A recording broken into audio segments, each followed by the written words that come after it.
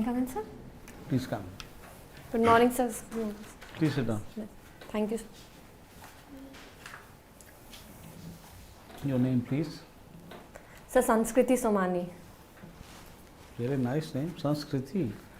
Thank you, sir. So, Ms. Sanskriti, please, first, before I ask you, you had gone to UPSC once for interview. Yes. So, how many marks you got at that time? Sir, 182. Very nice. And any service you got? No. No, sir. The return wasn't good. No, sir, the return was not good. So, this time it is good, I am sure. Yes, sir, I am hoping. Very nice. We will start. Please tell us about yourself. So, my name is Sanskriti Somani. I have done my schooling from Badnavar, Madhya Pradesh, from Kashyap Vidyapeeth. Post that, I have done my graduation from Varanasi, from IIT BHU in electronics engineering. Then, I worked in Goldman Sachs as a software developer for a year. And since 2019, I have been preparing for UPSC, sir. Very nice. So, you come from Dhar district of Madhya Pradesh. Yes, sir. This word Dhar has come from where? Any idea? TH? So, dhar is like the sword, the blades finish. That's Okay, dhar. okay. But you know, in Kashmir there are dhars also. You have heard about dhars? No? No, sir. Okay, doesn't matter. So, tell us about the demography of your district. So, the district is mainly of tribal population. It's a scheduled district also. Sir, the proportion of male to female is around 52% to 48%, and the literacy rate is around 70%, more favorable to men. The district is primarily agricultural based. And can you tell us, Varanasi, you have been there. Tell me 3 other living cities, continuously living cities like Banaras in the world, anywhere, plus 3 more.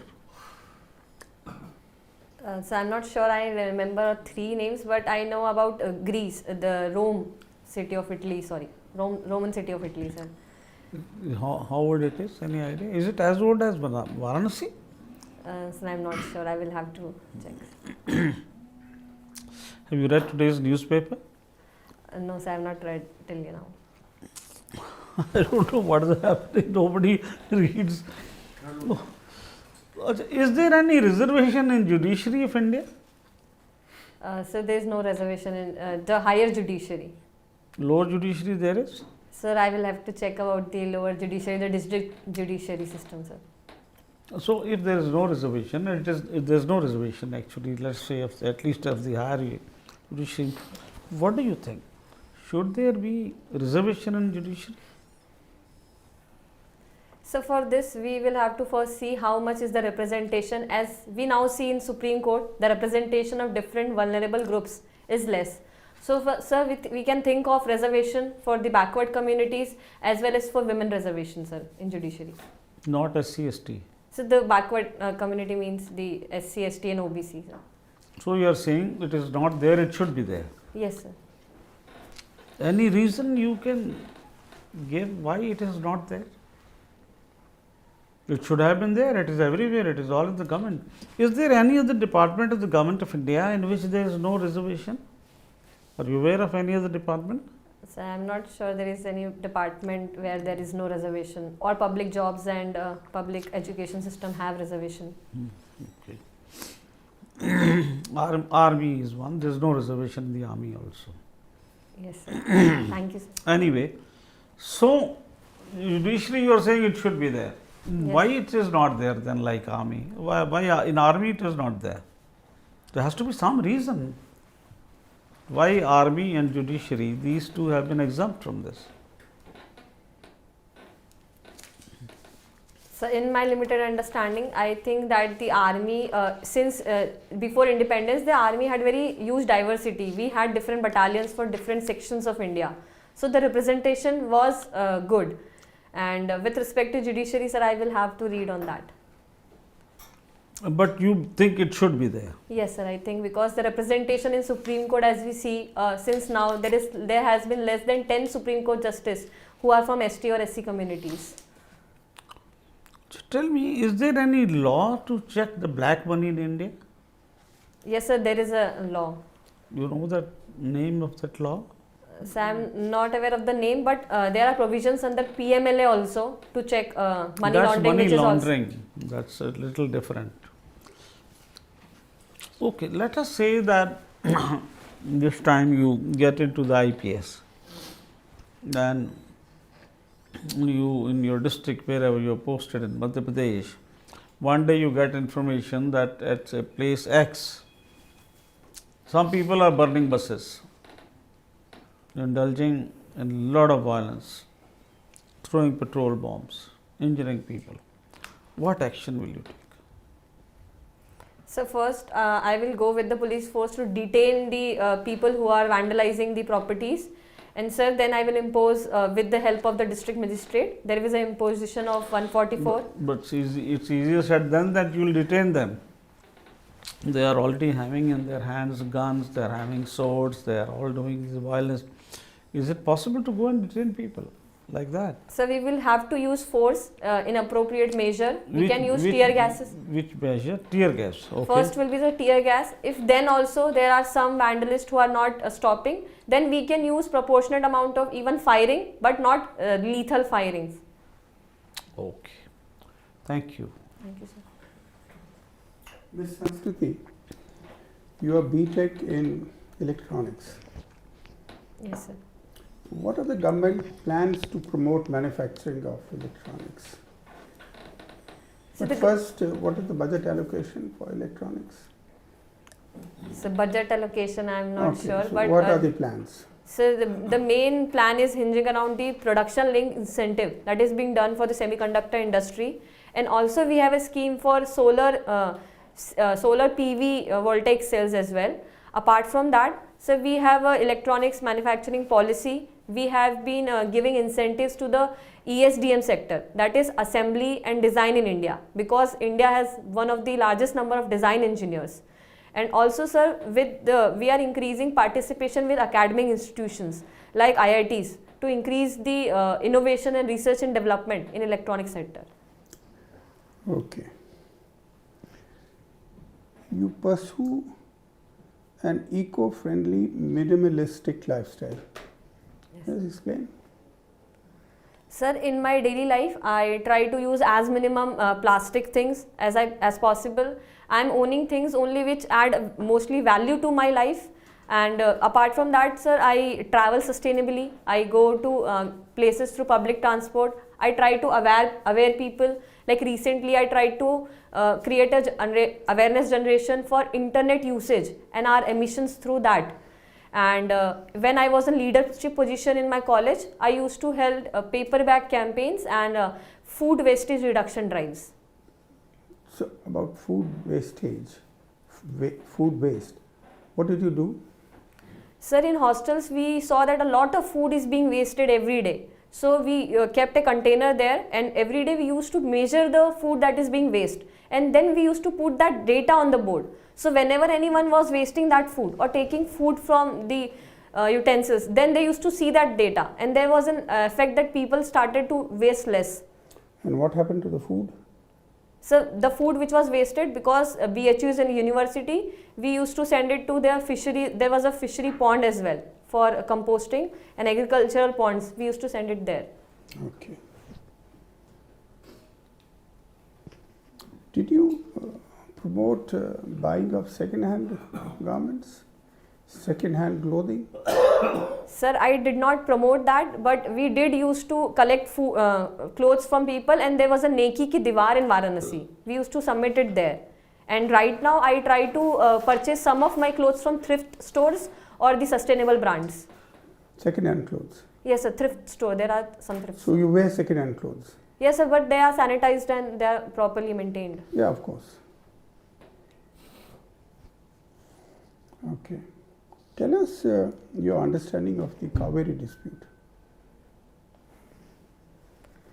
So the Kaveri water dispute between Karnataka and Tamil Nadu is a long-standing dispute. It was because of different types of needs of both the states because of their agrarian needs, but right now it has become more of a political issue, and the Supreme Court and the River Water Dispute Tribunal has again and again been have to intervene in this dispute. So right now, even now, there is no solution for the dispute on ground. The Supreme Court has and the tribunal have repeatedly asked the Karnataka government to release a minimum amount of water Yes, sir. to Tamil Nadu. Why is it not releasing? So because they also say that they have their own needs, it's their right on water as well, and also the issue is also because two different political parties are ruling the two different states. So is it merely a political dispute? Sir, there is an underlying issue of water usage because both the states have some water problems, but it has been blown out of proportion due to some political calculations there. Blown out of proportion.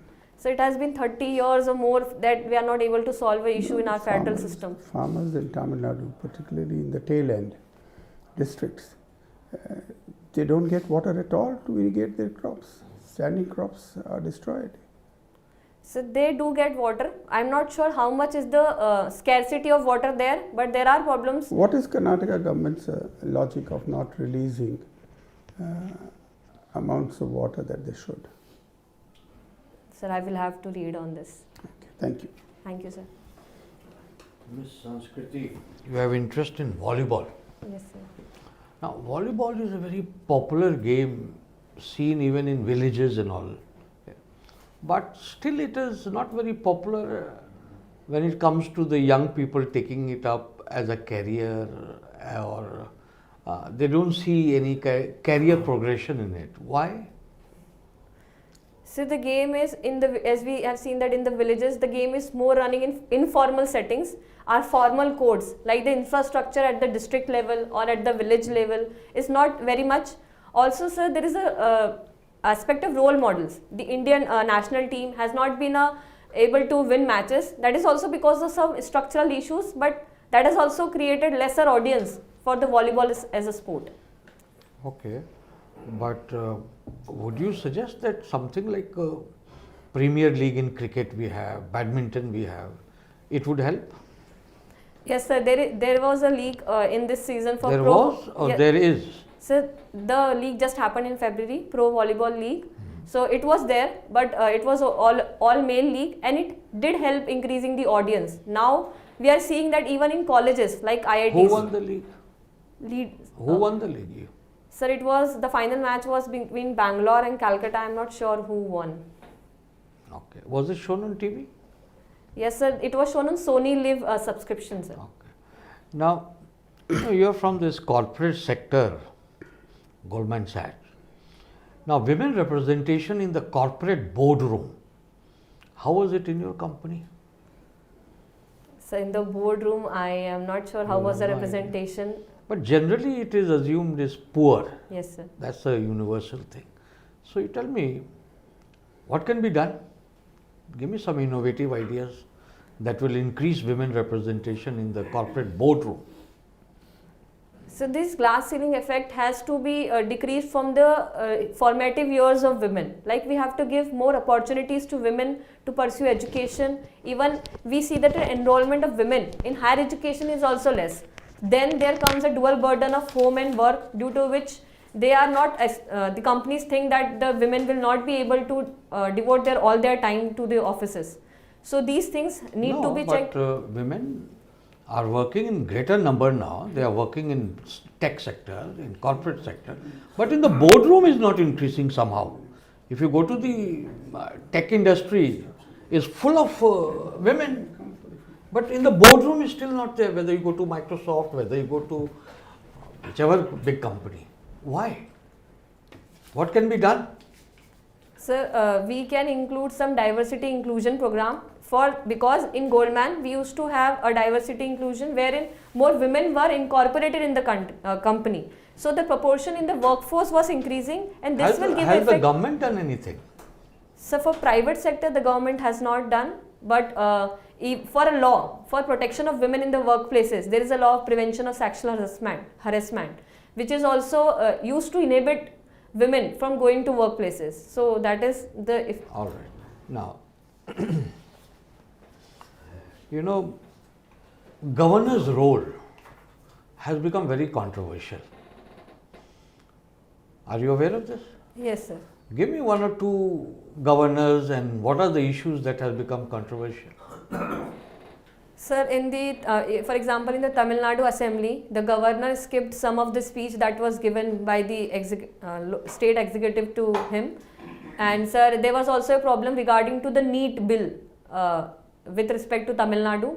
Sir, West Bengal also, the previous governor, there were some issues with the state government. In Maharashtra, there is a case going on regarding the invitation of the governor to the elected representatives for forming government or the disqualification of the MPs of the earlier Shiv Sena. Okay. So, you know, there was a Sarkaria commission. Yes, sir. It gave some very innovative ideas to reduce this friction. Can you tell us some of them? This Sarkaria Commission gave innovative ideas in respect to the appointment and removal procedure of the governor. That in the appointment, the chief minister should be consulted by the central government, and in the removal procedure should be similar to what we have for the president. Okay. Anything else? Sir, no, I'm not sure about Sarkaria, but Punchi Commission also gave an innovative mechanism that we can have a rotating list of people who can then be appointed as governors to reduce the partisanship biases or allegations against the governors. All right. Thank you. Thank you, sir. Miss Sanskriti Somani, you know, you're not the only person who's come to meet us without reading the newspapers. So is it that the younger generation is losing interest in following the news? What is happening? Please try to make me understand. Sir, different people might have different reasons. For me, I have a habit of reading the newspaper at the end of my day usually. At the end of the, but by then it's stale news, isn't it? The whole idea of to follow the news is to access it as soon as possible. Which newspaper do you read? So the Indian Express. And what does it cost you every month to read it? Do you buy your own copy or you read it in a library, or what do you do? So I have a digital subscription for a year. Okay, so you read it that way. All right, now tell me, you have been a student of electronics. Yes. And you chose international relations as your optional paper. Why is that? Why not something to do with electronics? Sir, electronics as an optional was not available in the list. Then there I had are- to decide a new subject. So I wanted to go into the field of humanities. In that, I read the syllabus of various disciplines that are being offered, and I found international relations. Do you have an interest in international relations? Yes, sir. You follow? Yes, sir. Tell me, what are the Abraham Accords and why are they important? See, the Abraham Accords are related to Israeli-Arab relations that were formalized in around 2020. That led to the diplomatic relations being established between Israel, UAE, Kuwait, and Are you sure Morocco. Kuwait is a signatory of that? Oh, sir, it was UAE. UAE, I'm sure. I will have to check on Kuwait, sir. No, Kuwait is not a signatory. So this process of Arab-Israeli normalization was started by which country? In other words, which was the first country to normalize relations with Israel? Which Arab country? Sir, You haven't followed. sir, Egypt. I think it's Egypt because they had a long-standing And what war. was the name of their accord? So I will have to Camp David. Camp When was it signed? So in the US, No, when? when, sir, in the last century, I'm So not what sure. is your assessment? How are Arab-Israeli relations now progressing? How many Arab countries have already normalized relations with Israel? So there are around four countries. There are around 4 countries of Arab world which have normalized relationship with Israel. Which are they? Sir, one is UAE, Egypt, Morocco, and one other I'm missing the name, sir. Now you're missing quite a bit. There are 6 Arab countries. You must follow because the Middle East, don't you think the Middle East is a very important part of the world because it's conflict ridden, and some of the factors which according to you make the Middle East important? So their strategic location, Okay, their reserves of oil and natural gas. correct. There also have been a cradle of civilization. There was a bloody war between the Islamic and Christianity abound there. There are road to Africa, Asia as well as Europe. Let's talk about the reserves of oil. Can you name some of the Arab countries which are big exporters of oil? Sir, Saudi Arabia, Yes. and before sanctions, Iran was also one It's of the not an Arab country. in Okay. Arab world. Sir, UAE is also a big exporter. UAE and Saudi Arabia. Now, amongst India's list of suppliers, can you tell me the top 4? Where are we buying our oil from? Sir, overall or among the Arab countries? No, overall. Sir, after the Russia-Ukraine war, we are buying most from Russia, Saudi Arabia, Iraq. Fourth, I am not able to understand. UAE. Okay. Now, tell me, you refer to the Russia-Ukraine war. What can India do to end it? Sir, since India has a very good relationship with both with the Western countries and Russia, India can call the countries to come on the negotiating Will they table. come like that?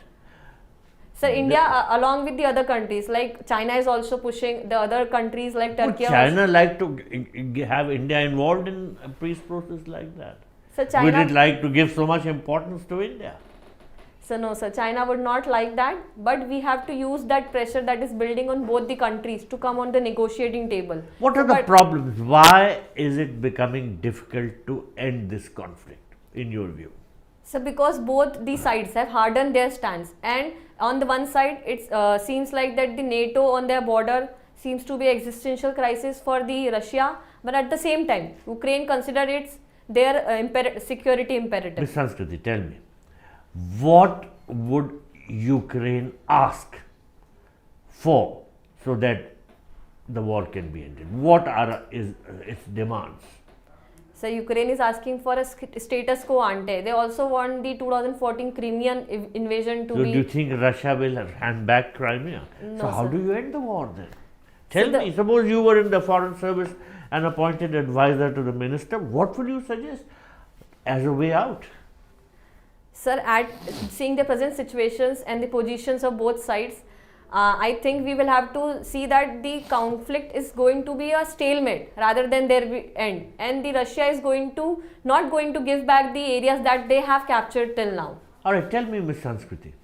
India is a member of many multilateral groupings. Of course, one is the United Nations. Can you name some others? So the G20, the SCO, the Quad, and so the BRICS Summit, BRICS Union. These are some of What about the BIMSTEC? even stick. Why is that important for India? Sir, because one of the reason is it acts as a bridge to Southeast Asian countries for India. It also helps in regional cooperation in the Bay of Bengal. We are also having economic and technical cooperation. How many members are there in BIMSTEC? Can I count and then tell? Okay, tell me which countries. Sir, India, Bangladesh, Bhutan, Nepal, Sri Lanka, Thailand, Myanmar. These are the countries. Yes, very good, yes. Now, you said a bridge. What are the challenges, the problems we are encountering in building this bridge to Southeast Asia? Sir, one is the connectivity issue, which we are trying to solve through different connectivity initiatives. Also, the economic relationship. We have to decrease their dependence on China and increase our own What presence. about the problems relating to Myanmar? What problems are there? See, the instability in Myanmar is also creating a problem in the region because it's creating a refugee crisis. It's also inviting sanctions to Myanmar. And India has to play a balancing game between West and their relationship with the Myanmar Janta. All right, okay, my last question to you. Did you follow the Padma Awards which were handed over 2 days ago? Can you tell me some of the awardees? Sir, one was Miss Satya, Miss Murthy. And what did she get? What award did she get? Sir, she got Padma Vibhushan for Are social. you sure? Sir, Padma Vibhushan. She got the Padma Vibhushan. Sir, I am sure she got Padma Vibhushan. She got a Padma Bhushan. But can you tell me some winners of the Padma Vibhushan? Sir, I will have to read on this. Earlier, there was a Jhunjhunwala was a stockbroker. He also got a Padma award, and there was an architect. But did they get, I'm asking you, Padma Vibhushan? How many people got it this year? See, unless you read the papers, you are not going to follow it. Sir, I'm not sure how many. Did you read the papers yesterday? You said today you haven't. Yes, sir, I read. So it was in the papers yesterday, all of them. So I missed the number that was there. Six Padma Vibhushan awards. Can you tell me one winner? See, Sir, these I are have to high read it. awards. Yes, They are sir. given to the best in India, or what the government considers them. All right, thank you. Thank you, sir. Thank you so much, Ms. Sanskriti. Our discussion with you is over. Kindly wait outside for a few minutes. We'll call you for a feedback. Thank you, sir. Thank Thank you. you, sir. Thank you.